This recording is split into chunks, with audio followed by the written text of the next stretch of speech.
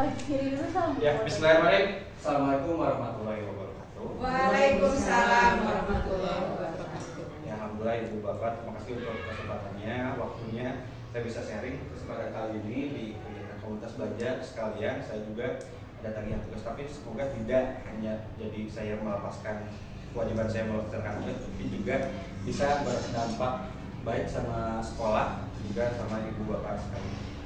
Nah, pada kesempatan kali ini judulnya Ngopi Pagi Cangkir Pertama.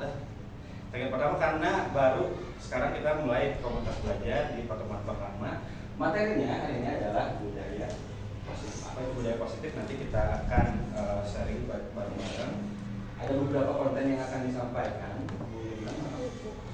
Nah, di materi budaya positif ini di dalamnya ada beberapa konten ataupun konsep utama yang disampaikan. Yang pertama, perubahan paradigma atau perubahan pola pikir, kemudian disiplin positif itu seperti apa, motivasi perilaku manusia, kebutuhan dasar, kemudian posisi kontrol dan keyakinan kelas, juga segitiga terus.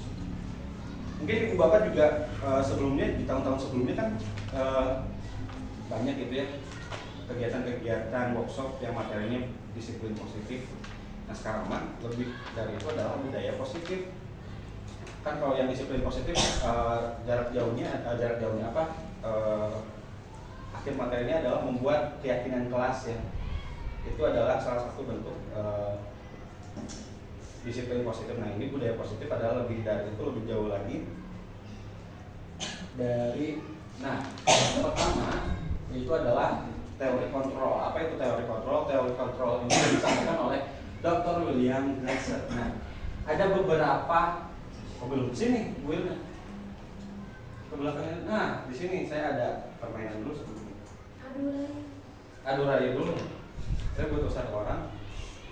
Bu Rika sedang sibuk? Enggak. Bu Nana boleh ke depan? Enggak sibuk Kak Rika. Enggak sibuk Kak Rika. Di sini saya akan memberikan satu barang, tapi tulisannya ke Bu Nana. Nanti secara gantian Ibu Bapak boleh merayu Bu Nana untuk memberikan barang ini kepada siapa, ataupun mungkin buat Bu Nana aja nggak apa-apa ya. Boleh merayu, boleh memaki, boleh apa, boleh marah, bebas. Yang penting gimana caranya barang ini bisa didapetin oleh Bapak Ibu ya. Silakan dibuka dulu, disimpan, digenggam. Kalau mau dikasihin waktunya satu orang 10 detik aja ya. Siapin dulu kata-kata yang ingin disampaikan. Saya buat ngomongan. Enggak. Oh. Lihat ekspresi dulu. Oke. Dimulai dari sini. Mana langsing. Itu penipuan publik, semua orang juga tahu. Kasih enggak? Enggak. Enggak minta ya, cuma ngomong doang. Penipuan publik. Bu Nana tadi bilang ada hutang kan? Jangan sampai ditagih di akhirat. Dalam jabatan saya nggak ada. Ya wis. Dulu Bu Nana yang cantik, Baik, pintar.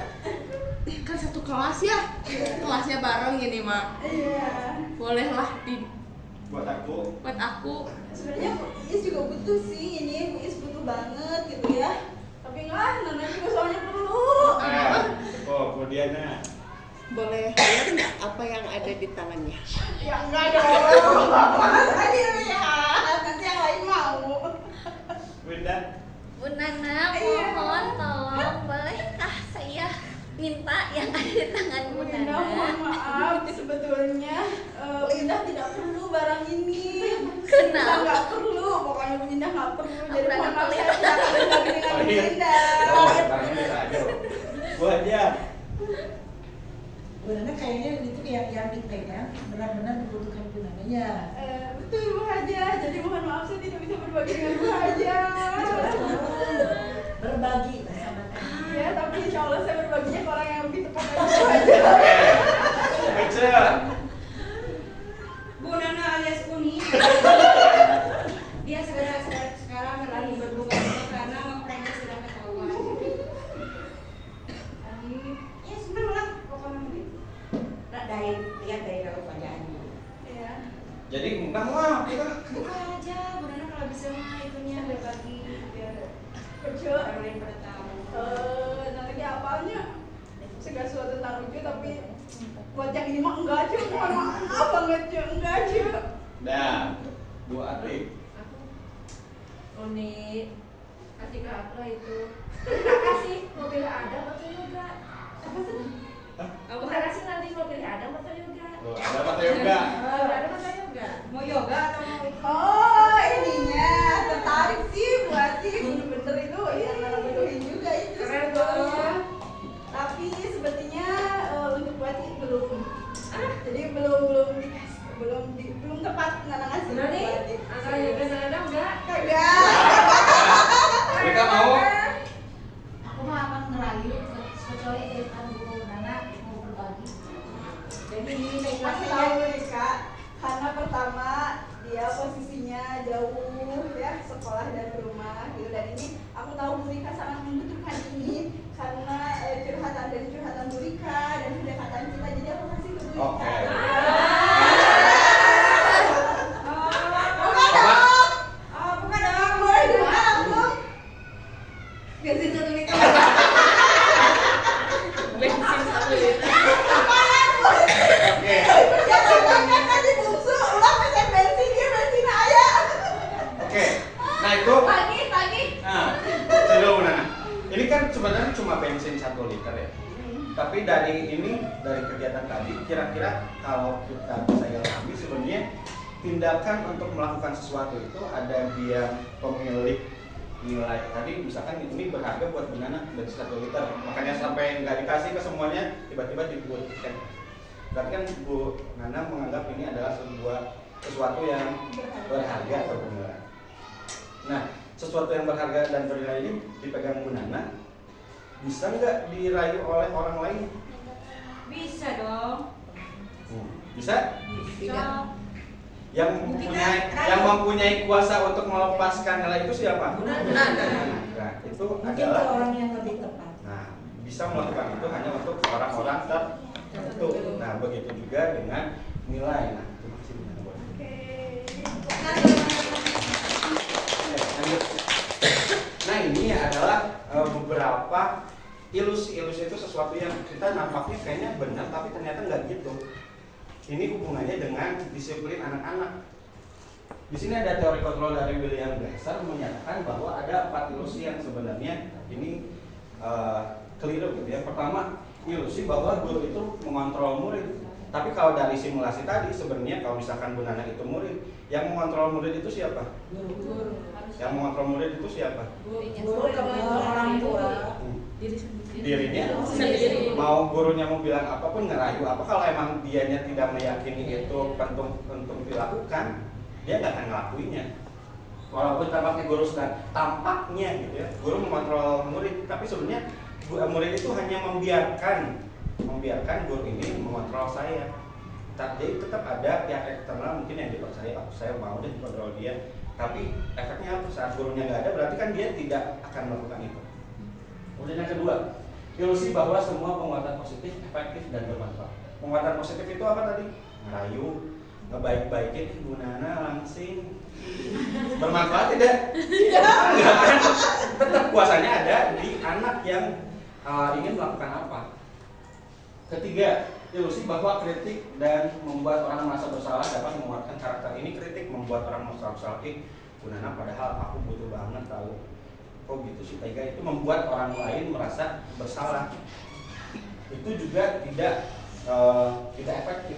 Kemudian yang terakhir, ilusi bahwa orang dewasa memihak untuk memaksa. Kita sebagai guru ngerasa bahwa kita orang dewasa yang bisa mengontrol anak-anak gitu. Padahal nggak seperti itu. Pada hakikatnya tetap anak-anak itu memiliki kuasa atas dirinya sendiri. Mereka hanya mempercayakan kuasa itu pada orang-orang yang dia percayai. Lanjut.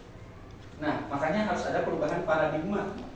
Yang tadi kita sampai peragakan sebenarnya itu yang biasa kita kenal adalah teori stimulus respon. Ada yang ingat stimulus respon? Materi kuliah banget gitu. Ivan Pavlov yang percobaannya ngasih makan ke anjing, ya ngasih makan ke anjing. Setiap ngasih makan ke anjing, anjingnya berliur. kemudian dia bunyiin lonceng, anjingnya kan tidak berliur karena tidak makan. Percobaannya apa? Dia setiap mau ngasih makan, dia bunyiin bel kasih makan, bunyiin bel kasih makan. Jadi dia setiap ngedengar bel, oh ini mau makan, dia berliur. Pada akhirnya dia apa? Bunyiin bel tapi nggak dikasih makan, anjingnya tetap berliur. Itu stimulus respon. Nah sebenarnya adalah realitas kebutuhan kita sama menurut percobaan Pavlov tadi. Misalkan setiap orang itu butuhnya sama, padahal kita butuhnya berbeda-beda kayak tadi. Mungkin Bu Nana butuhnya orang yang lebih tepat aja untuk mendapatkan action yang tadi. Kemudian semua orang melihat hal yang sama, padahal setiap orang memiliki gambaran yang berbeda. Kita mencoba mengubah agar berpandangan sama dengan kita. Kita berusaha memahami pandangan orang lain tentang kita. Keempatnya, perilaku buruk dilihat sebagai suatu kesalahan. Tadi kalau anjingnya tidak berliur berarti ini salah, ada yang salah. Padahal semua perilaku ini punya tujuannya masing-masing, tergantung orang yang melakukan.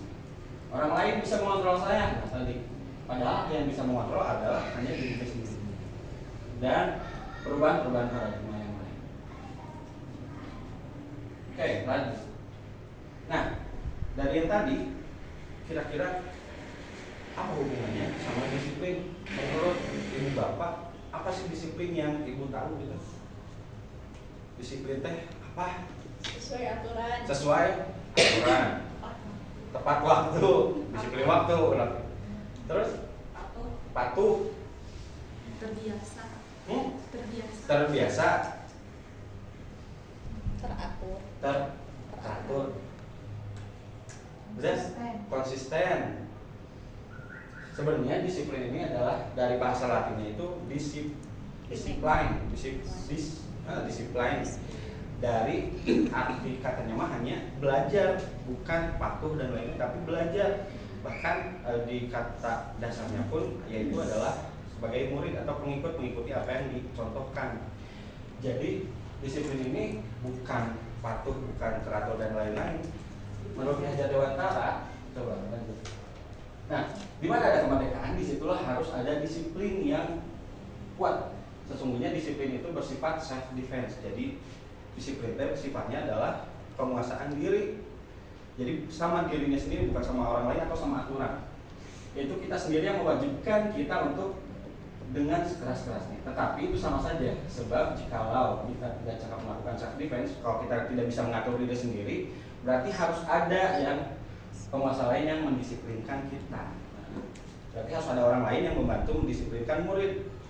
Dan peraturan demikian itulah harus ada dalam situasi yang merdeka. Jadi aturan pun harus dibuat merdeka. Bukan misalkan kita buat aturan rambut harus botak, itu tidak merdeka. Karena anak kenapa harus botak? Misalkan sepatu harus hitam, itu aturan. Tapi kenapa harus hitam? Kan itu tidak merdeka buat anak sebenarnya. Misalkan terus harus pakai celana panjang, harus pakai rok, harus datang tepat waktu. Itu kan dibuat secara tidak merdeka. Kenapa tidak merdeka? Berarti hanya dibuat oleh orang yang ingin mengaturnya saja, tapi tidak merdeka oleh mereka yang melaksanakannya. Sama kayak tadi, berarti dibuat oleh yang orang lain untuk dirinya melakukan sesuatu. Makanya kalau menurut Ki Hajar Dewantara, disiplin itu adalah berbuat tanggung jawab terhadap apa yang dia lakukan. Jadi disiplin itu ada tanggung jawab terhadap yang dia lakukan. Misalkan rambut panjang, misalkan tidak sesuai dengan aturannya, berarti dia tanggung jawab dengan misalkan memotong rambutnya, ataupun juga bersedia untuk dipotong rambutnya, misalkan kalau memang ada hukuman seperti itu. Jadi tanggung jawab itu lebih terhadap bentuknya seperti apa, yaitu bertanggung jawab terhadap apa yang dia lakukan atau kerjakan. Nah, dalam melakukan sesuatu, melakukan kegiatan pun siswa ini ada beberapa motivasi mereka melakukan sesuatu. Yang pertama adalah untuk menghindari ketidaknyamanan atau hukuman. Misalkan anak pakai sepatu hitam, nggak tahu kenapa harus hitam ya. Aku mah karena nggak mau dihukum aja. Nah, yang pertama itu.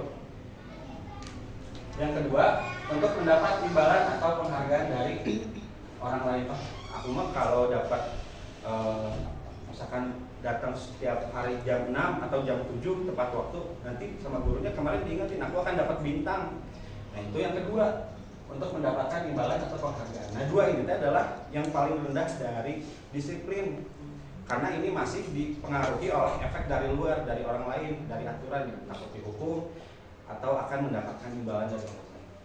Nah, sebaiknya disiplin adalah yang ketiga, untuk menjadi orang yang mereka inginkan. Ada aku mah inginnya jadi anak yang tepat waktu. Nah, berarti dia akan belajar datang tepat waktu. Ada aku mah ingin anaknya jadi anak yang rapi, nyetrika bajunya sendiri, misalkan motong rambutnya sejak udah panjang dan lain-lain. Jadi ada nilai-nilai yang mereka percayai. Nanti nilai-nilainya ada banyak banget. Salah satunya mungkin yang banyak kita kenal nilai-nilai itu adalah salah satunya di profil pelajar Pancasila yang 6. Nah, itu nilai itu.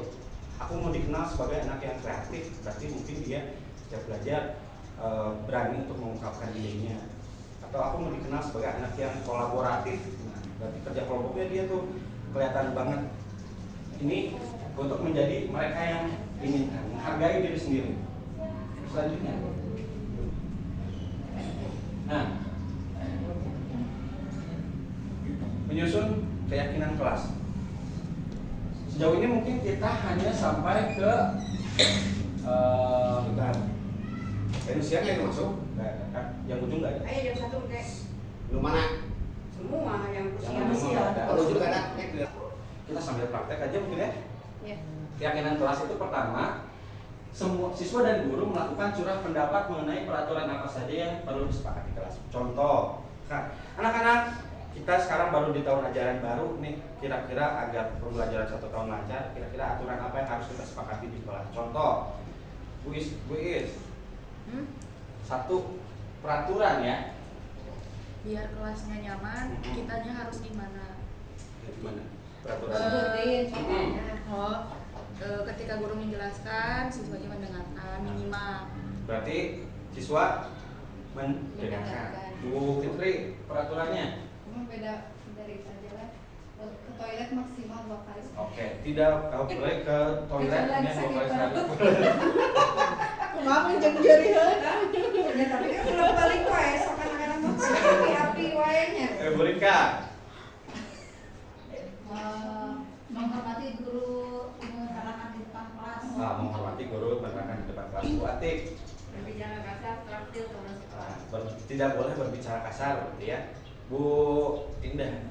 Menjaga kebersihan dan kerapihan kelas. Oke, menjaga kebersihan dan kerapihan kelas. Nah, itu baiknya adalah semua anak nyampein, ditulis misalkan di depan satu-satu atau pakai sticky notes. Anak nulis peraturan yang ingin ada dia di sana, dia melaksanakan itu apa, tuh tempel. Tapi tadi udah bagus nih, apa bukan peraturan karena kalimatnya sudah positif, udah masuknya langkah kedua. Yang ketiga, mengganti kalimat-kalimat negatif menjadi positif. Ini tadi yang disampaikan udah positif, misalkan izin ke kamar mandi, itu kalimat positif. Yang tidak positif itu misalkan tidak boleh keluar masuk ruang kelas tanpa izin, atau tidak membuang sampah sembarangan. Itu yang menggunakan kata tidak. Jangan, kan itu negatif, dibuatlah ke kalimat positif bareng-bareng. Jadi menuliskan apa yang seharusnya dilakukan, bukan menuliskan apa yang sebaiknya tidak dilakukan. Misalkan tidak datang terlambat, berarti diganti dengan datang tepat waktu. Tidak membuang sampah sembarangan, jadi buang sampah pada tempatnya atau jagalah kebersihan. Itu kalimat-kalimat positif. Nah, setelah peraturan diganti ke kalimat positif, selanjutnya nah siswa mengemukakan nilai kebajikan yang tadi kayak di profil pelajar Pancasila kan banyak, misalkan cinta kebersihan, itu nilai-nilai kebajikan. Tertib, kreatif, tepat waktu, menghargai waktu, hormat pada orang lain, sopan santun, itu nilai kebajikan. Nah, yang tadi kalimat-kalimat positif itu diambil nilai kebajikannya apa. Misalkan tidak membuang sampah pada tempatnya, berarti nilai kebajikannya adalah cinta kebersihan. Misalkan menjaga kebersihan. Kemudian tadi keluar masuk ruang kelas izin kepada guru, itu masuknya nilai kebajikannya apa? Sopan santun. Kemudian tidak berbicara ketika guru menerangkan, atau tertib saat belajar itu Menghargai.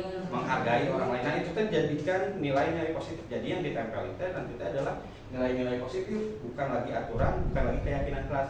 Kalau sejauh ini mungkin kita masih keyakinan kelas, menghargai teman, ataupun datang tepat waktu, kemudian berbicara dengan sopan dan lain-lain. Itu masih ke kalimat positif. Nah sebaiknya adalah kita sudah mulai ke ditulisnya cukup nilai-nilai kebajikan saja dan dilengkapi dengan ini siswa dan guru mengemukakan apa saja peran yang dapat mereka lakukan. Misalkan menjaga kebersihan, jadinya lebih luas lagi. Misalkan tadinya mah hanya membuang sampah pada tempatnya, jadi lebih luas lagi apa yang bisa mereka lakukan untuk menjaga kebersihan. Tadi buang sampah pada tempatnya, kemudian melaksanakan piket kelas, merawat misalkan kebersihan meja dan kursi. Itu jadi lebih banyak peran yang bisa dilakukan oleh siswa. Padahal tadi awalnya cuma tidak membuang sampah sembarangan. Jadi nanti tadi ditempelkan satu poster cinta kebersihan. Yang bisa aku lakukan adalah melaksanakan piket kelas, kemudian menjaga kebersihan kelas, melaksanakan piket dan lain-lain. Atau nanti di sebelah sininya hormat ataupun sopan santun yang bisa dilakukan, memanggil teman dengan panggilan yang baik, kemudian izin kepada guru, berbicara dengan baik dan lain-lain. Jadi nanti yang di kelasnya bukan lagi peraturan, apalagi udah nggak usung peraturan atau tata tertib, udah nggak musim. Kemudian keyakinan kelas mulai dirubah ke keyakinan kelas. Jadi nilai ini teh diyakini apa tidak oleh murid. Terakhir menempelkan di tempat yang mudah dibaca agar ingat. Selanjutnya, oke, yang tadi nilai-nilai kebajikan banyak, silakan bisa di searching, banyak, ada dari IBO, kemudian dari profil pelajar Pancasila dan lainnya, ada banyak sekali. Ataupun dibuat pun nggak apa-apa, yang penting mudah dipahami anak-anak untuk nilai-nilai kebajikan. Nah ini adalah kebutuhan dasar manusia apa saja yang perlu dipenuhi sih di anak-anak ketika di kelas teh, biar anak-anak teh mungkin merasa nyaman di kelas dan lain-lain. Yang pertama adalah kebutuhan untuk bertahan hidup yang utama. Jadi dipastikan anak-anak tuh kebutuhan dasar teh kebutuhan fisiologis, makan, minum, kemudian berpakaian, sandal pangan papan, itu kebutuhan bertahan hidup. Jadi dipastikan di kelas teh, kenapa anak ada yang bisa makan di kelas, berarti mungkin anak belum sarapan. Nah, kenapa anak ada yang minum, mungkin haus, ya saya juga haus, misalkan minum nggak apa. Itu nantinya masuk keyakinan kelas. Kemudian yang kedua, kasih sayang dan rasa diterima.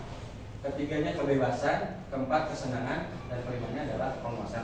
Penguasaan itu apa? Merasa diterima oleh orang lain karena dia memiliki suatu nilai. Misalkan aku bisa matematika, aku harus dikenal sama teman-teman. Aku anak yang bisa matematika. Aku rajin, aku harus dikenal sebagai teman-teman sebagai anak yang rajin. Lanjut, ini hubungannya apa? Nanti dengan tindakan yang kurang tepat dari anak-anak itu kadang ataupun biasanya. Kenapa? Karena anak kebutuhan dasar yang 5 tadi itu tidak terpenuhi. Contoh, kenapa anak makan di kelas tadi? Karena mungkin dia lapar. Kenapa anak misalkan saat diberi tugas malah tidur-tiduran ataupun nggak ngerjain? Mungkin mereka ingin memenuhi kebutuhan, balik lagi dulu, kebutuhan yang kebebasan. Misalkan kenapa anak malah ketawa-ketawa ataupun misalkan ngobrol, mungkin dia berarti butuh kebutuhan dasar yang tidak dipenuhi adalah kesenangan dan lain-lain. Ini kenapa bisa seperti itu? Karena tadi kebutuhan dasarnya tidak terpenuhi. Baiknya di pelajaran itu tadi dikonfirmasi anak-anak udah makan, udah minum dan lain-lain. Kemudian untuk kesenangan, kebebasan dan lain-lain ini jadinya apa yang perlu kita lakukan di strategi pembelajaran, gimana anak-anak biar pembelajarannya senang, anak-anak merasa bebas menentukan apa yang dia lakukan, anak-anak merasakan kasih sayang dan anak-anak merasakan penguasaan.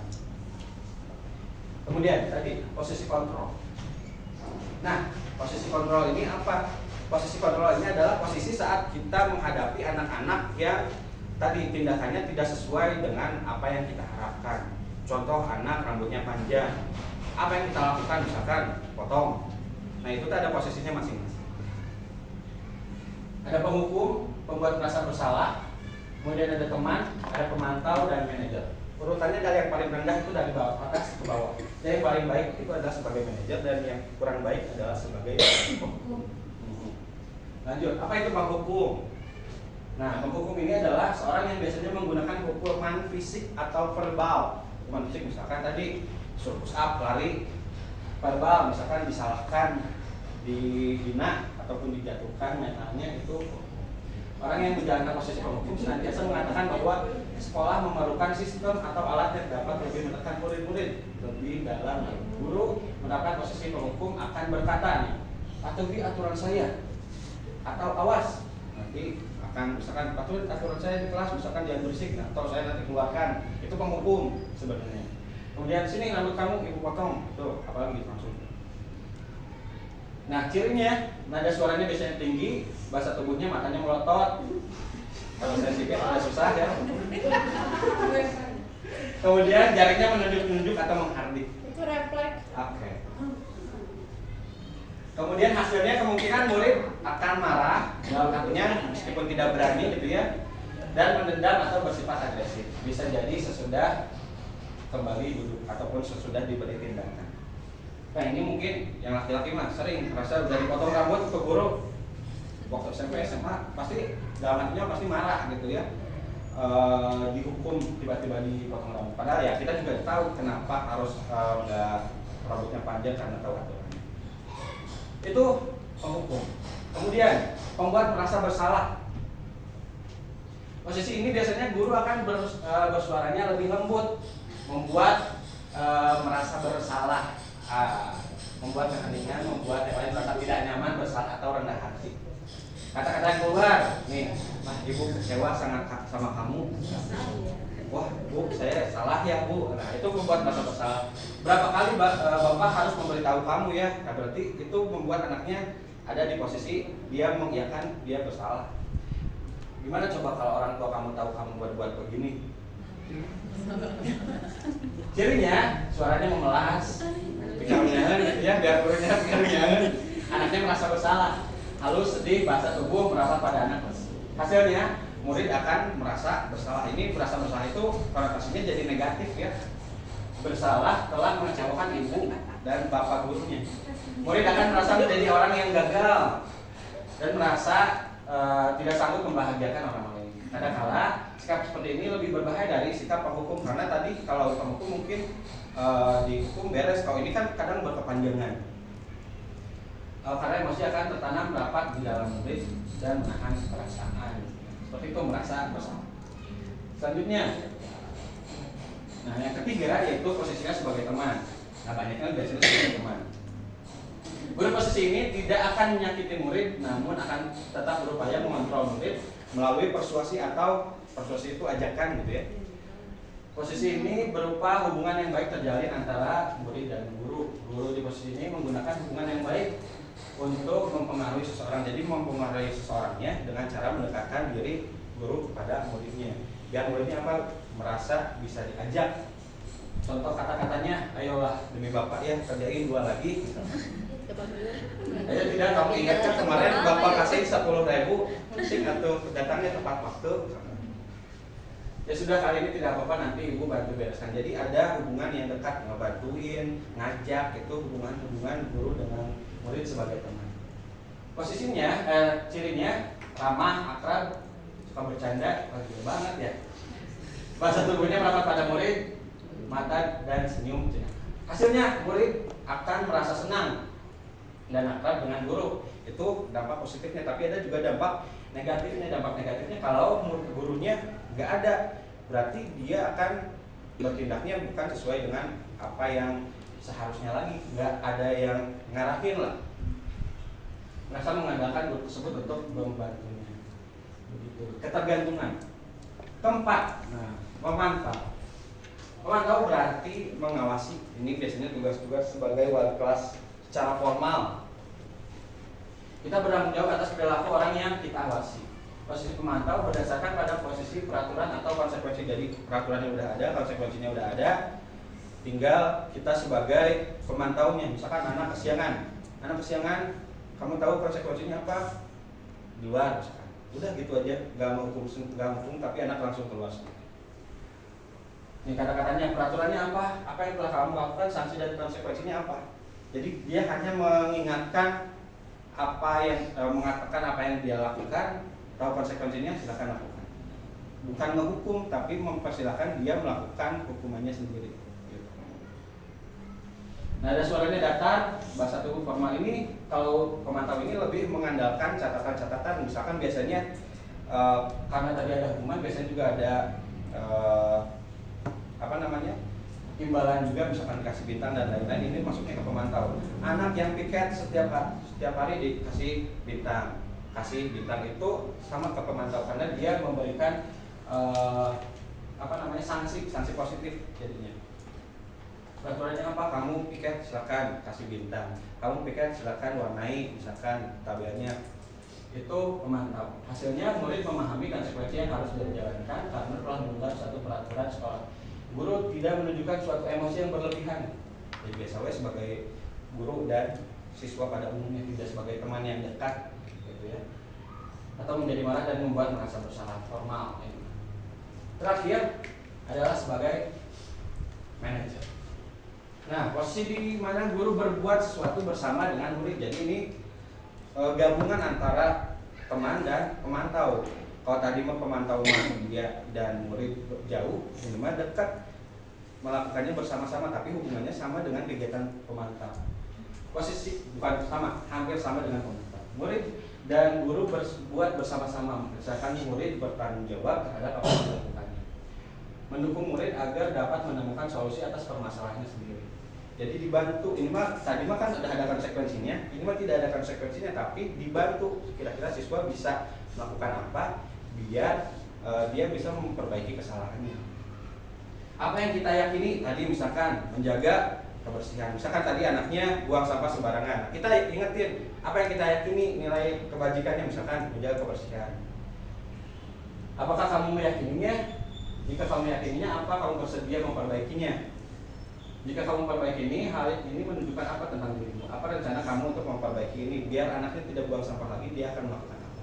Jadi anaknya ditindak berdasarkan keyakinan, bukan berdasarkan peraturan yang dibuat.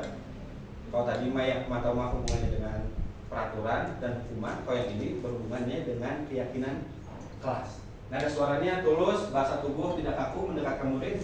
Tugas seorang manajer bukan untuk mengatur perilaku seseorang. Kita membimbing murid untuk mengatur dirinya. Seorang manajer bukannya memisahkan murid dari kelompoknya, tapi mengembangkan murid dengan lebih baik dan kuat. Jadi hubungannya adalah membantu siswa menyelesaikan masalahnya. Kalau tadi mah peraturannya sudah jelas, anak silakan melakukan konsekuensinya sendiri. Kalau ini dibantu, kira-kira kita bisa ngapain? Misalkan berantem nih Pak Diki sama Bu Fitri. Nah berantem, bukan?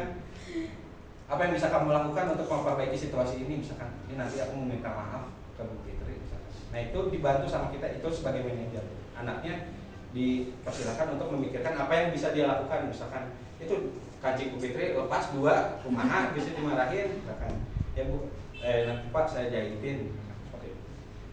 Apa yang bisa dilakukan sebagai manajer untuk membantu anak melakukan memperbaiki situasi yang telah dia lakukan. Kita ke yang contoh dulu.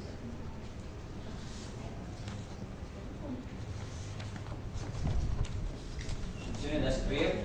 Kira-kira di sini posisinya sebagai apa? Gimana? Baca nggak ya? Baca ya. Coba dulu.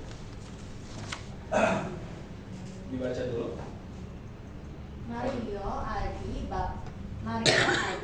Bapak tadi dengar laporan dari Ibu Piket di kantin. Sepertinya kalian dalam masalah ya. Ada yang bisa Bapak bantu? Apa yang terjadi? Iya Pak, tadi pada jam istirahat pagi kami main lempar-lemparan makanan di kantin. Tapi tidak sengaja, malah kalau lempar kena wajah Ibu Dina, kepala sekolah, ketika beliau sedang berjalan. Kalian main lempar-lemparan makanan di kantin karena wajah Ibu Dina ketika beliau sedang lewat. Iya Pak, dengan wajah sedih dan muka menunduk. Adi, ada informasi yang kamu mau tambahkan? Kami tidak bermaksud melakukannya, tapi kami tidak sengaja.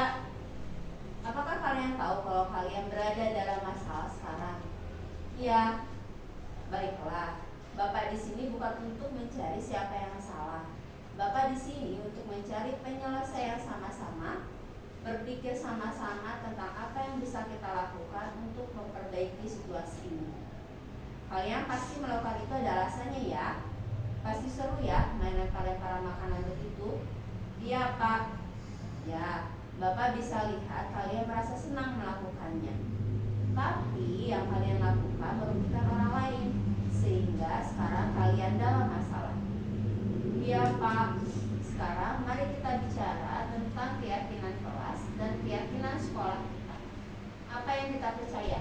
Yang mana yang kalian belum tunjukkan? Kita harus bersikap baik satu sama lain, menghormati orang lain dan menghormati dirimu sendiri.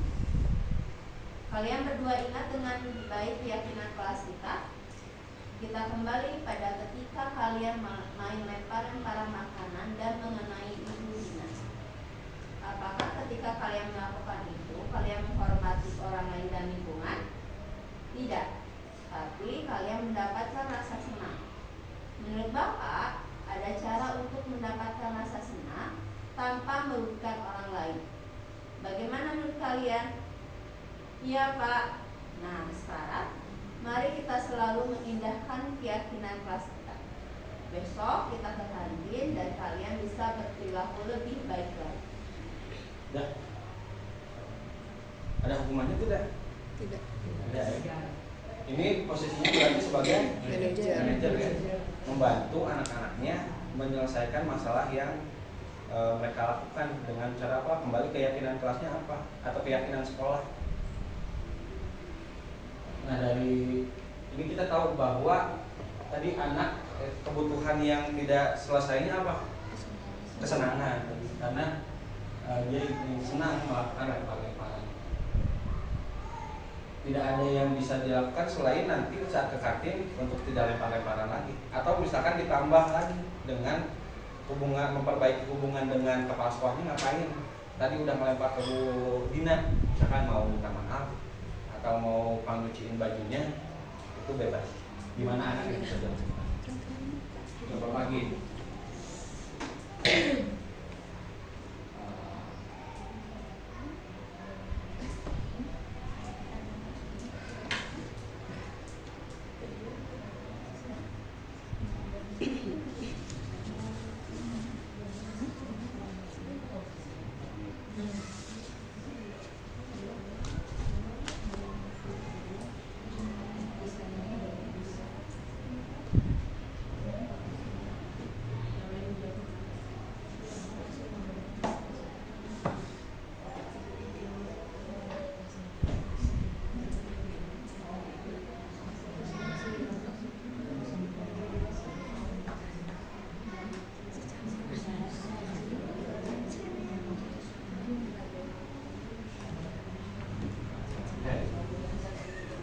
Di sini ada beberapa kasus.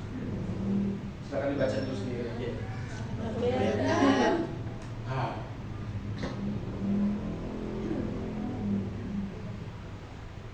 Nah, guru matematika dan wali kelas 8 Ibu Santi sakit sehingga tidak dapat masuk dan mengajar. Akhirnya dicarikan guru pengganti Ibu Eni. Ibu Eni baru 2 tahun menjadi guru SMP. Beberapa murid perempuan, Vivi dan Natali mengetahui hal ini dan mulai menggunakan kesempatan dan bersikap senang, tertawa dan tidak mengindahkan kehadiran Ibu Eni. Ibu Eni mencoba menyapa Vivi dan Natali dengan ramah sambil mengingatkan mereka untuk tetap fokus mengerjakan tugas. Ayolah, tugasnya dikerjakan, nanti Ibu ditegur Bapak kepala sekolah kalau kalian tidak mengerjakan. Tolong bantu Ibu ya. Namun Vivi dan Natali malah tertawa. Ah, Ibu santai saja Bu. Mereka tetap tidak mengerjakan tugas dan malah keesokan harinya Ibu Santi memanggil Vivi dan Natali serta menanyakan tentang laporan Ibu Eni. Ibu Santi menanyakan apakah mereka bersedia melakukan memperbaiki permasalahan yang ada. Vivi dan Natali sempat ragu-ragu dan membela diri, namun pada akhirnya mengatakan akan meminta maaf. Ibu Santi menanggapi bahwa tindakan itu boleh saja dilakukan bila mereka sungguh-sungguh ingin meminta maaf. Namun Ibu Santi menanyakan kembali apa yang mereka bisa lakukan untuk menggantikan rasa tidak dihormati Ibu Santi. Baik Vivi maupun Natali mengaku bahwa perilaku mereka tidak sesuai dengan keyakinan kelas.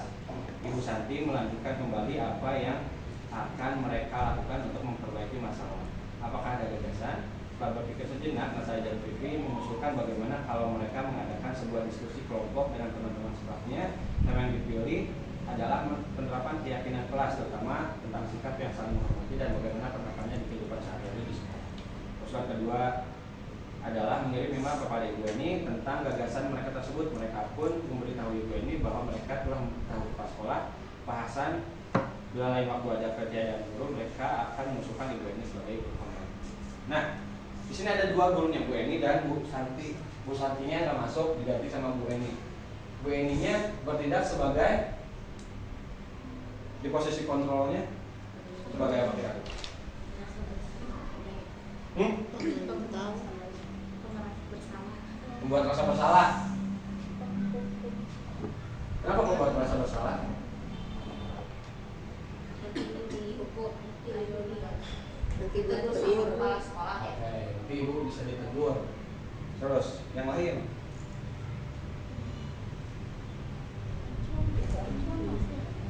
Penghukuman. Menghukum. Emang menghukum? Bu Eninya? Ya, maksudnya sebagai ancaman kan, maksudnya nanti itu Enggak juga. Membuat rasa bersalah. Buat rasa bersalah dengan tadi kalimat nanti Ibu ditegur. Ada lagi yang lainnya. Bagaimana? Sebagai teman, kenapa sebagai teman? Bantu ya. Bahasanya, Tolong bantu ibu ya. nah ada kalimat ayo tolong Ibu ya. Ini posisinya tadi dia dekat dengan anak, jadinya sebagai teman juga ada kalimat ajakan, ayolah tugasnya dikerjakan, mengajak untuk kerjakan, tolong bantu Ibu lah. Itu jadinya sebagai teman. Nah, Ibu Santinya bertindak sebagai manajer, sudah mengembalikan masalahnya kepada keyakinan kelasnya apa yang bisa dilakukan. Satu lagi.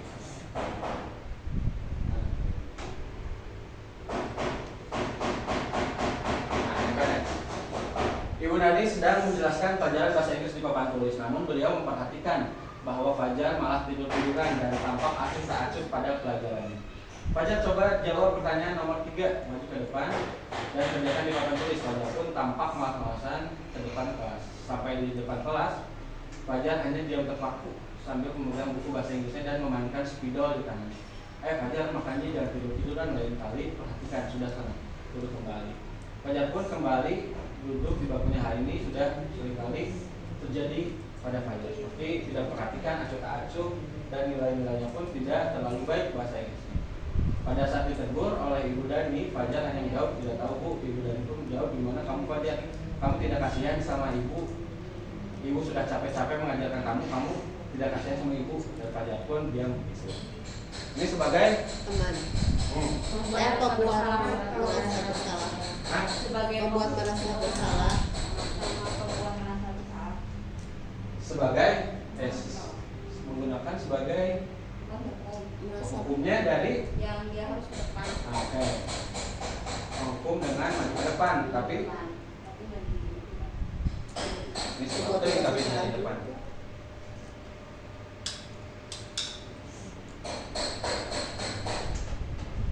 Ya, ini lebih ke tadi penghukum karena nyuruh ke depan, tapi tidak tahu menghukumnya ini membuat dia malu atau tidak ke depan. Kalau menghukum itu membuat dia malu ataupun membuat anaknya jerah untuk melakukan itu. Kan anaknya juga nggak jerah. Di sini makanya dia berubah langsung ke membuat rasa bersalah ibu, tidak kasihan sama ibu dan lain. Itu adalah tentang posisi posisi kontrol ya. Ada 5. Boleh tanya dulu Pak? Boleh dong. Jadi maksudnya sikap kita sebagai guru apakah kan ada berapa 1, 2, 3, 4, 5 ada 5 kan gitu posisi kontrolnya, kita harus melihat kondisi anak dan kasusnya dulu gitu kan, atau ke semua anak kita memposisikan kita sebagai manajer gitu, atau gimana baiknya gitu? Baiknya kita memposisikan setiap masalah itu sebagai manajer. Ke semua anak, ke semua kasus. Iya. Makanya kita butuh keyakinan kelas, tapi kadang pendekatannya bisa misalkan karena dekat sama anaknya kita bisa pendekatannya sebagai teman, tapi tetap sikap yang dilakukan adalah maksudnya langkah yang dilakukan adalah sebagai manajer, cuma pendekatannya bisa sebagai teman ataupun juga sebagai yang sebelum itu apa, peninjau ya? Pemantau. Nah, tapi tetap langkah-langkah yang dilakukan adalah baiknya sebagai manajer, bukan menghukum anak melakukan kesalahan dihukum ke depan kerjain, tapi kamu nggak perhatiin apa yang bisa dilakukan, misalkan ya Pak saya mau video, tapi tidak langsung di kelas ini, tetap harus dilakukannya satu-satu. Kalau mengganggu cukup ditegur aja kalau misalkan lagi pembelajaran ya. Bagaimana apabila kita sudah berperan nih sebagai manajer ya, tapi untuk perilaku anaknya sendiri tidak ada perubahan yang signifikan. Contohnya pada kasus peraturan tidak boleh bermain bola nih ya di sekolah. Nah, di situ mungkin kasusnya ada kekurangan di kesenangan. Nah, kita sudah wadahi misalnya dengan adanya ekskul, tapi ternyata pelanggaran itu selalu terjadi. Bagaimana solusinya gitu kalau masih terus walaupun udah dengan tindakan pendekatan secara manajer. Oke. Ini untuk mengimplementasikan disiplin positif kan pasti lebih sulit daripada menjalankan peraturan sekolah gitu ya. Karena kenapa? Anaknya harus yakin dulu sama nilai kebajikannya. Misalkan sopan santun, ya kalau anaknya tidak merasa itu penting buat dia, ngapain sih sopan santun? Ya aku masih bisa lebih baik senang-senang main bola dan lain-lain. Jadi yang PR-nya adalah gimana biar anak membantu anak meyakini nilai-nilai kebajikan itu. Karena kalau main bola dan lain-lain itu jadinya kejauhan, anaknya harus pertama dulu kita nggak punya keyakinan sekolah misalkan atau keyakinan kelas. Gimana anaknya bisa yakin terhadap nilai-nilai yang baik kalau kita tidak menstimuluskan itu misalkan sama anaknya. Kemudian juga tindakannya juga kita nggak bisa, tadi pasti akan lebih panjang daripada kalau udah ada peraturan tindakan pasti lebih simpel gitu. Tapi ternyata tadi hubungannya sama yang dilakukan simulasi sama Bu Nana. Yang bisa ngelakuin itu teh bukan orang lain yang merubah Bu Nana teh, tapi harus Bu Nananya sendiri. Gimana bisa Bu Nananya berubah ya? Dia juga harus yakin dulu nilai yang baiknya apa aja gitu. Jadi PR-nya pasti PR banget karena gimana bikin anaknya menginisiasi nilai-nilai kebaikan itu, mempercayai nilai-nilai kebaikan. Kenapa harus datang pagi-pagi? Aku mah udah ingin pintar. Nah, itu tes udah susah. Saya juga mungkin ingin pintar dari baru SMP SMA gitu ya. Aku ingin jadi anak yang rajin, enggak di SD juga gitu. Tapi ya itu teh ada salah satu bentuk usaha biar nanti anaknya akan mengilhami itu. Terima kasih. Lanjut. Nah, di sini ada segitiga restitusi. Nah, dalam peran menyelesaikan suatu masalah ini ada segitiga restitusi. Segitiga restitusi itu apa? Adalah 3 tahapan untuk menyelesaikan atau membantu anak menyelesaikan tindakan yang mereka lakukan. Ada 3. Yang pertama yang paling bawah menstabilkan identitas, kemudian kevalidasi tindakan yang salah, yang terakhir baru ditanyakan keyakinan kelas. Oke, pertama apa itu menstabilkan identitas? Anak yang tadinya ngerasa bersalah diangkat dulu, misalkan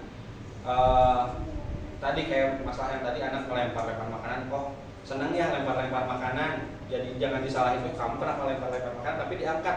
Yang asalnya anak merasa bersalah diangkat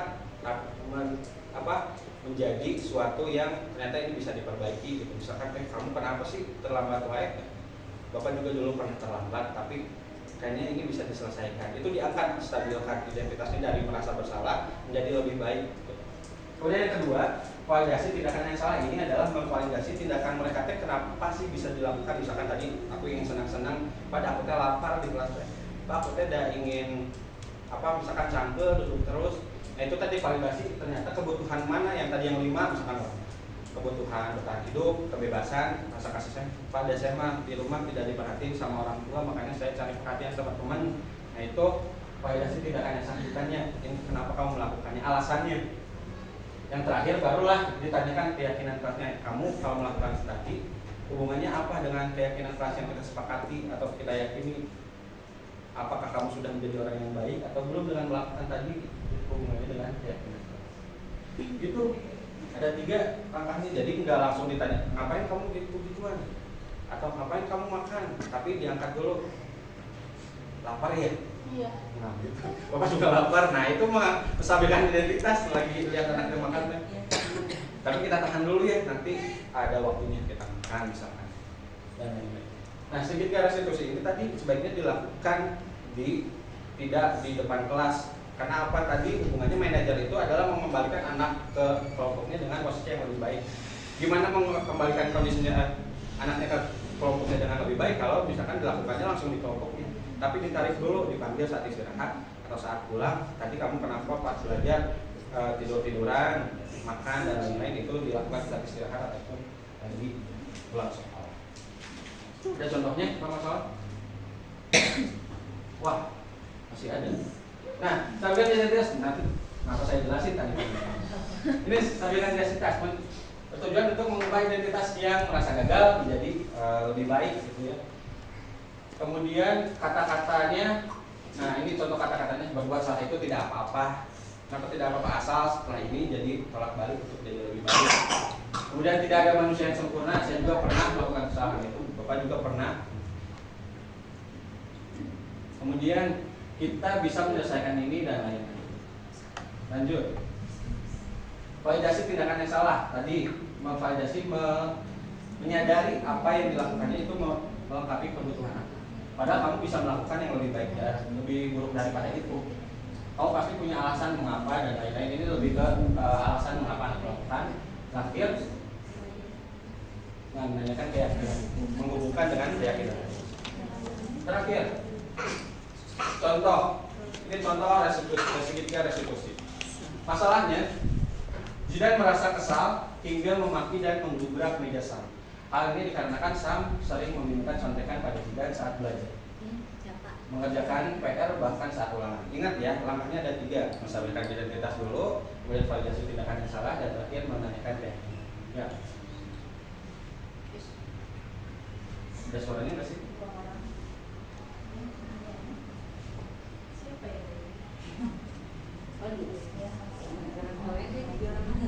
Siapa ya? Iya itu. Contoh. Kepala sekolah itu tuh SD. Oh, gitu. Tanya di TV mana? Iya. Kok maju? Nah.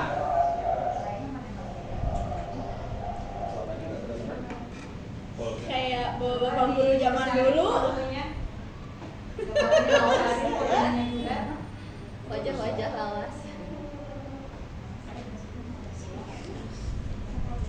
Kalau waktu hari Selasa mah kelihatan peraturan Sudiro ya. Orang Sudiro.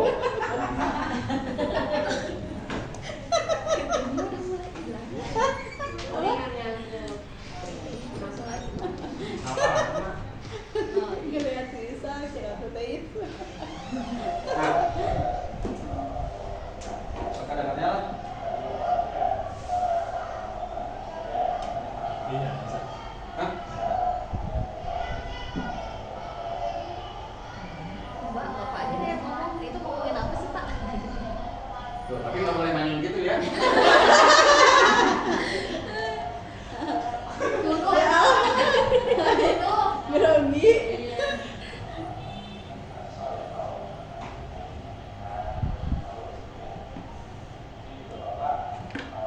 Ini supervisi yang berapa? Dari supervisi kali ini.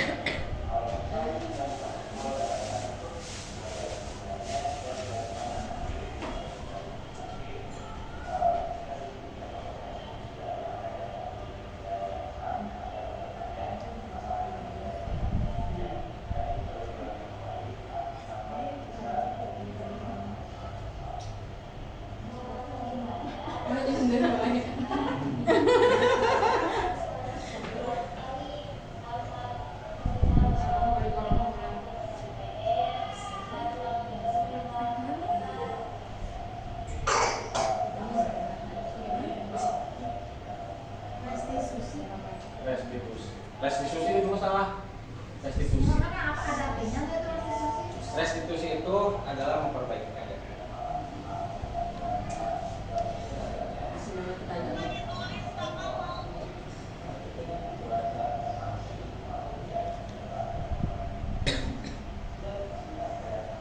Menanyakan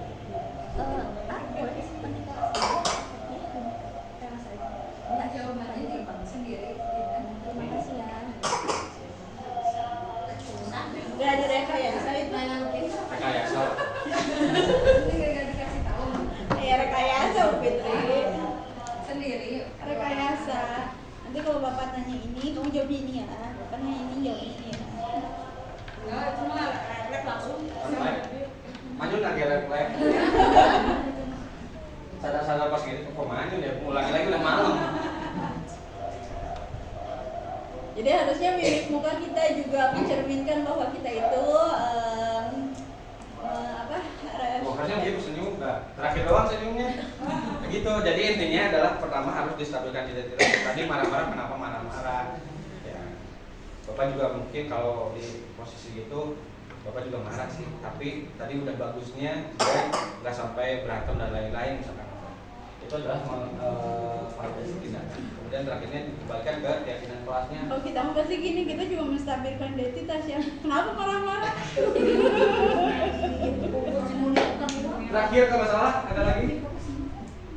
Nah, sekarang kita coba Fitri, Bu Fitri ya, cara memberati. Fitri. Fitri tiba-tiba menghilang saat sedang melaksanakan piket membersihkan kelas. Fitri mengiyakan ajakan Azahra untuk mengantarnya membeli buku sekolah dengan imbalan akan diberi es krim. Jadi harusnya piket tapi malah nggak piket gitu, malah ikut Azahra beli es krim. Siapa gurunya? Bu Fitri jadi modelnya Bu Fitri Pak Diki. Nah, jadi guru. Coba lah. Sorgan identitas, kemudian validasi tindakan yang salah. Terakhir baru menanyakan keyakinan. Sama-sama Bu Nana aja. Bu Nana coba Bu Nana. Aku jadi apanya? Jadi guru lah. Oh, jadi guru. Nah, Di mana di di sini situ? aja biar kelihatan. Gue lagi. Iya, emang. Ah, boleh aja. Ah, jangan ribet. Enggak beres-beres masalah. Bu Fitri jadi murid ya Aku jadi murid aja. Kapan lah? Ih, Duduk. gantinya tadi aku udah, nanti yang lain. Enggak apa-apa. Udah aja Bu Haja, Ibu aja bajunya. Bu Zahra, satu is. karena sepertinya sudah memahami Kaki aduh. Makanya aku nggak berani. Coba, makanya kan coba. Iya, coba ya. Bareng-bareng. Di sini biar kelihatan ekspresi akunya. Sok video. Kemarin kan video kan, Neng? Sebelah. Masuk. Tengah-tengah. Nggak kurang pinggir deh. Soalnya buat foto yang terbaik itu teh. Di tengah depan kamera. Sini. Awalnya Bu Nana nggak tahu ya kenapa Bu Fitri keluar nggak piket. Belum ada sound nggak? Belum, nggak piket ya bilangnya tahunya Bu Fitri. Oh. Fitri, kamu kemarin piket ya? Nih, santai dulu atau santai. Makasih. Ini apa kayak gitu. Fitri, makasih ya. Kemarin kamu udah piket, ya Allah. Rapi. Kan nggak piket. Katanya nggak tahu. Kenapa dipanggil? Melihat gitu. Misalkan ada laporan dari temannya. ini kebalik dan gurunya Iya. Ini gurunya dipanggil. kebalik gurunya ini aja Kayaknya mau nitip cimol gitu. Fitri, kemarin dengar katanya nggak piket ya. Baru gitu nggak? Boleh. Kemarin nggak piket ya. Maaf ya Bu. Kenapa nggak piket? Karena itu Azahra mengajak aku beli es krim. Karena sebagai bestie jadi aku nganter Azahra. Oh, Fitrinya mau gitu.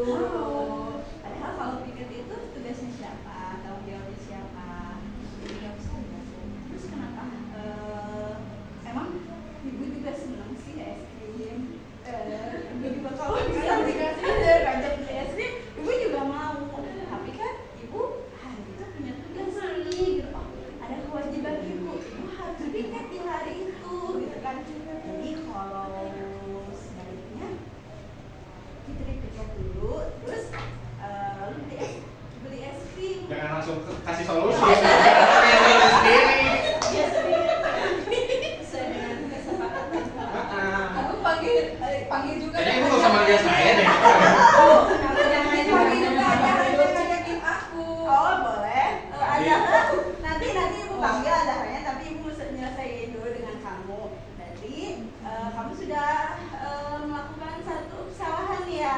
Apa coba kesalahannya? Nganter Azahra padahal harus piket dulu baru nganter Azahra. Ya. Jadi lain kali coba perhatikan, kita sudah ada kesepakatan ya sebelum kita mau masuk ini tadi Keyakinan kelas. ya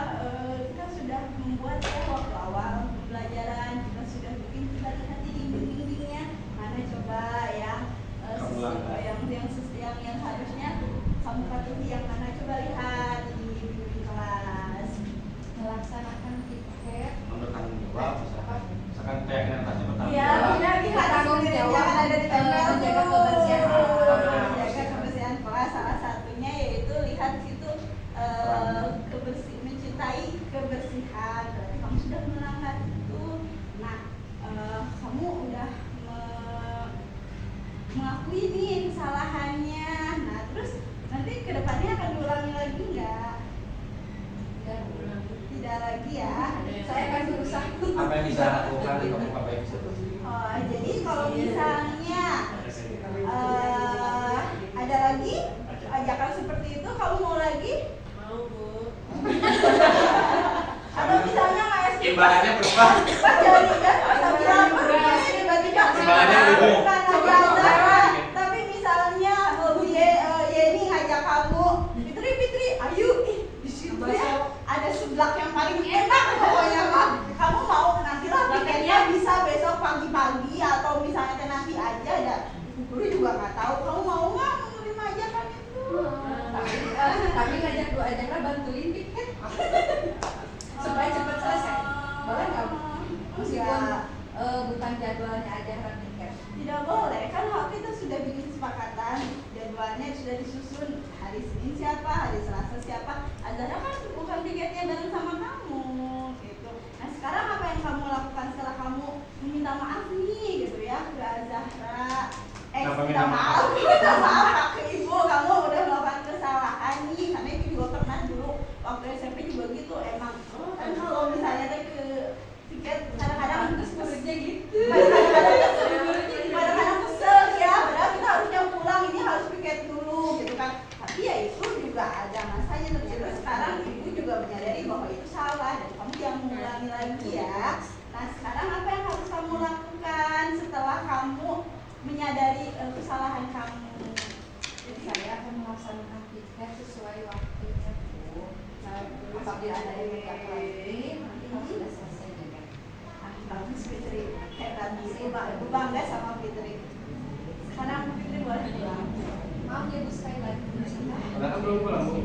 Lagi istirahat.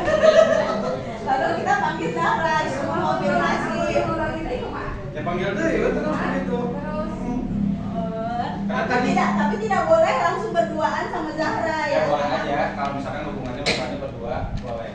Misalkan Oh, berkelahi ini anaknya dua-duanya, konfirmasi. Kayak kemarin kan murid dadah dulu dua anak. Bisa. Boleh konfirmasi dua-duanya gitu. Gitu ya Fitri ya. intinya adalah akhirnya mah kembali ke keyakinan kelas, meyakininya atau tidak, apa yang bisa dilakukan untuk memperbaiki bukan jadinya dihukum gitu. Tapi kadang-kadang kalau dimunculkan dua-duanya harus penyalahan Perpanjangan. Kadang, saling menyalahkan. tapi kadang kalau nggak dua-duanya ini masalah cerita kemana itu nyambung Iya. gitu. Kalau misalkan berkelahi gitu, makanya kadang bisa langsung barengin. Yang penting adalah kita mah tugasnya cuma ngebantu anak berpikir, intinya berpikir gimana untuk menyelesaikan masalah ini. Biar nanti ke depannya teh anaknya teh tahu kalau ada posisi seperti ini dia akan gimana lagi. Bukan harus ngelihat aturan ini boleh atau enggak, tapi ini saya ini atau tidak. Tuh. Terima kasih. Alhamdulillah. Kalau tiap hari Senin kan banyak yang nggak pakai atribut, terus sama mereka suka Suruh lari. gimana solusinya? Itu penghukum ya, pasti penghukum. Pertama kan berarti kita nggak bisa kembali ke keyakinan kelas karena kita nggak punya keyakinan sekolah. Berarti yang baiknya adalah kita harus bikin dulu keyakinan sekolah. Sama halnya kayak yang main bola tadi ya. Iya. Ini penghukum. Jadi awalnya kita pasti harus punya keyakinan sekolah dulu. Nantinya misalkan ditempel cinta kebersihan. Jadinya anak buang sampah ada cinta kebersihan. Atau anak mau tidak tertib ada. Jadi Berarti ada keyakinan kelas dan keyakinan sekolah. Nah, keyakinan sekolah berarti harus diusahakannya berarti antara guru, murid juga orang tua. oh nggak bisa kita Nggak bisa karena Jadi, ini kan tadi PR kata buat tahun depan. kata si Hajar Dewantara aturan yang dibuat itu harus merdeka. Berarti kalau merdeka nggak bisa dikasih oleh satu pihak, tapi disusun oleh bareng-bareng. Turun Indonesia doang orang Tidak bisa. Bisa harus jadi semua pihak yang terlibat di situ harus. Nah makanya anaknya tahu, orang tua juga tahu kenapa anaknya hari Senin harus pakai atribut gitu kan. Selama ini mungkin anak-anaknya dihukum cuma nggak bilang orang tua bisa menyusahkan, tapi kan sebenarnya orang tua juga ada peran di situ untuk tapi dan lain-lain. Makanya keyakinan sekolah juga harus disusun bareng-bareng dengan orang tua dan dengan iomnya misalkan. Karena hubungannya akhirnya akan dengan anak dan orang tua. Begitu. Jadi nanti spanduk-spanduknya bukan tata tertib sekolah tapi Kesepakatan. nilai-nilai kebajikan. Keyakinan. Nilai-nilai kebajikan. Cinta lingkungan, tertib, humanis. Nah, misalkan itu dari visi juga kan sebenarnya itu nilai-nilai kebajikan yang masuk ke itu. Nah, bisa jadi itu yang diambil ataupun nanti disepakati bersama. Ya, kalau visi pernikahan saja. Seperti itu ada lagi yang ditambahkan, ditanyakan. Bu Arti, 6 menit, Mas Jalur. Iya. Saya haus. Ada bangunan, banyak gerbangnya. Ada, tadi berapa jam? Udah 3 jam cukup. Iya, bangunan. Oke, kita ini dulu. Kita refleksi dulu. Pertama, apa yang dimaksud dengan perubahan paradigma, Bu Nana? Apa tadi perubahan paradigma? Coba nulis kan? Yang awal ketinggalan. Nah, perubahan dari stimulus respon sifat Pavlov kita berubah ke teori kontrol bahwa anak itu tidak bisa dikontrol oleh orang lain, tapi harus dirinya sendiri yang melakukan tindakan. Gimana caranya tadi menggunakan terjadinya restitusi. Kemudian disiplin positif, apa itu disiplin positif? Berbuat tanggung jawab terhadap apa yang kita lakukan. Bertanggung jawab terhadap apa yang dia lakukan. Jadi bukan bertanggung jawab terhadap aturan atau mematuhi aturan dan lain-lain, tapi dia bertanggung jawab terhadap apa yang dia yakini dia lakukan. Kemudian yang ketiga, motivasi perilaku manusia ada 3. Apa aja? Menghindari hukuman. Keduanya, mendapatkan reward. Ketiganya, untuk menjadi pribadi yang dia yakini. Keempat, kebutuhan dasar yang ada 5. Kebutuhan bertahan hidup, Kasih sayang, kesenangan, kebebasan, penguasaan. Dan kemudian posisi kontrol tadi ada 5. Pertama paling rendah adalah sebagai penghukum. Keduanya membuat rasa bersalah, membuat rasa bersalah. Ketiganya apa? teman, Teman. Kemudian pemantau dan manajer. keyakinan kelas tadi tahap-tahapannya ada 6 kalau nggak salah. Pertama, mengajukan dulu apa peraturan yang harus dipatuhi. Kemudian dari peraturan itu dirubah jadi Tulisan dengan kalimat-kalimat positif. Nah, kalimat positif itu ditarik menjadi nilai-nilai kebajikan. Nilai kebajikan terus diturunkan lagi menjadi peran yang bisa dilakukan oleh anak. Terakhir, segitiga restitusi. Tahapannya ada 3. Pertama, menstabilkan identitas. Kemudian validasi tindakan yang salah. Terakhir, menanyakan perilaku yang salah. Sudah, terima kasih. Assalamualaikum warahmatullahi wabarakatuh. Waalaikumsalam.